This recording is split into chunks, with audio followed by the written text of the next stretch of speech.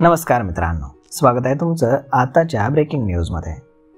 मित्रांनो, नवीन वर्षाच्या सुरुवातीलाच म्हणजेच 1 जानेवारी 2025 पासून देशामध्ये काही नवीन नियम हे लागू केले जाणार आहेत।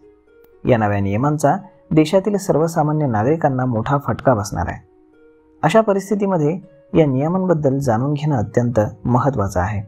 त्यामुळे तुम्ही जर चॅनलवर नवीन असाल तर चॅनलला सबस्क्राइब करा आणि नक्कीच जर हा व्हिडिओ आवडला तर आपल्या जवळच्या मित्रमंडळींसोबत देखील हा व्हिडिओ तुम्ही शेअर करा। मित्रांनो, रिझर्व्ह बँक ऑफ इंडियानं नवीन वर्षामध्ये काही नियम हे लागू केलेत। नवीन नियम आल्यानं देशातील बँकांमधील 3 प्रकारची खाती ही बंद होणार आहेत। आरबीआयच्या निर्देशानुसार 1 जानेवारी 2025 पासून देशातील सर्व बँकांमधील ही 3 प्रकारची खाती बंद करण्यात येणार आहेत। तर ती खाती कोणती आहेत? तर आरबीआयनं देशातील निष्क्रिय खाती, कोणतेही व्यवहार न होणारी खाती आणि शून्य शिल्लक खाती बंद करण्याच्या सूचना आता बँकांना दिलेल्या आहेत। निष्क्रिय खाती म्हणजेच असं खातं ज्यामध्ये 2 वर्षांपासून कोणताही व्यवहार हा झालेला नाही। ही खाती सायबर गुन्ह्यांसाठी वापरली जाऊ शकतात। त्यामुळे अशा परिस्थितीमध्ये लोकांच्या सुरक्षिततेसाठी आरबीआयनं ही खाती बंद करण्याचा निर्णय घेतलेला आहे।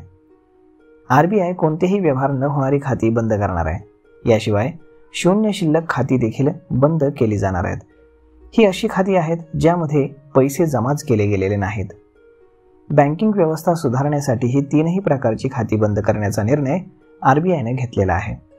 आरबीआयच्या या निर्णयांमुळे बँकिंग व्यवस्था लोकांसाठी अधिक सुरक्षित होणार आहे आणि यासोबतच सायबर गुन्हे देखील कमी होतील असं आरबीआयच्या चीफनं सांगितलेलं आहे। तर मग मित्रांनो, अशा पद्धतीनं आरबीआयकडनं हा निर्णय घेण्यात आलेला आहे। यावरती जर तुमच्या खात्यामध्ये गेले 2 वर्षांपासून तुम्ही जर कुठल्याही प्रकारचा व्यवहार केलेला नसेल आणि तुम्हाला जर ते खातं चालू ठेवायचं असेल तर त्यामध्ये आजच जाऊन तुम्ही काही पैसे डिपॉझिट करा, जेणेकरून तुमचं खातं हे बंद केलं जाणार नाही। तर मग मित्रांनो, ही माहिती, हा व्हिडिओ तुम्हाला कसा वाटला हे तुम्ही आम्हाला कमेंट करून नक्कीच सांगा आणि जर आवडला असेल तर आपल्या जवळच्या मित्रमंडळींसोबत देखील हा व्हिडिओ तुम्ही शेअर करायला विसरू नका। धन्यवाद।